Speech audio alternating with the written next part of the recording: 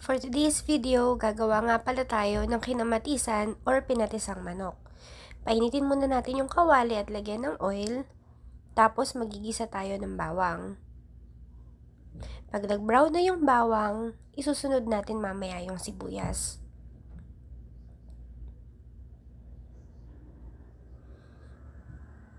Mekos-mekos lang natin hanggang tuluyang maluto yung sibuyas natin. Parang ganyan. Halu-haluin lang natin, tapos saka natin ilalagay yung mga chicken.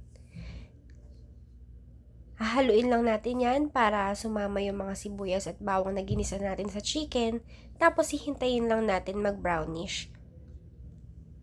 Nilagyan ko na rin nga pala ng asin at saka ng paminta habang ginigisa ko yung mga chicken para lumasa na to sa mga manok natin. Hindi din pala ako gumagamit dito ng kahit na anong seasoning, guys. Pag brownish na nga pala ng ganyan yung mga manok, haluin lang natin para hindi magdikit-dikit. Kapag nahalo na natin maigi, tatakpan natin to para lumabas yung mga katas ng manok at lumasa mamaya sa gagawin nating sauce. Pagkatapos ng ilang minuto, ayan na nga, kung makikita nyo, nagtubig na yung mga manok natin, hahaluin lang natin ulit. Pagkatapos nyan, titimplahan na rin natin siya ng patis. So, kayo nang bahalang mag-adjust kung gaano ka raming patis yung ilalagay nyo. Depende syempre sa lasa na gusto nyo. Tatakpan na pala ulit natin to at intayin ulit na magtubig pa yung manok. Pagkatapos nun, lalagyan na natin yung mga kamatis.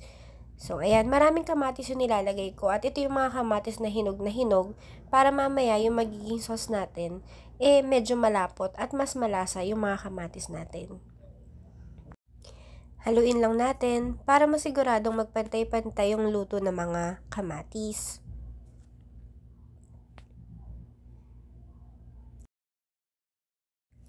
Pagkatapos nga yan, pwede na natin i-add yung ating mga patatas. Ihalo lang natin, siguraduhin natin na nakakalat yung mga patatas para lumambot sila pare-parehas. Pagkatapos, tatakpan na natin yan. Pagkatapos nga ng ilang minuto, guys, ayan, kung makikita nyo, medyo naglapot na yung sauce natin. Humalo na rin yung mga kamatis at nadurog na. Hintayin lang natin ng ilang minutes pa hanggang maluto yung ating patatas. Pagkatusok ko nga ng tinidor sa ating mga patatas, malambot na to at luto na, kaya pwede na nating patayin. Halu-haluin lang natin ng konti at pwede na natin tong iserve. Happy lunch everyone and happy eating!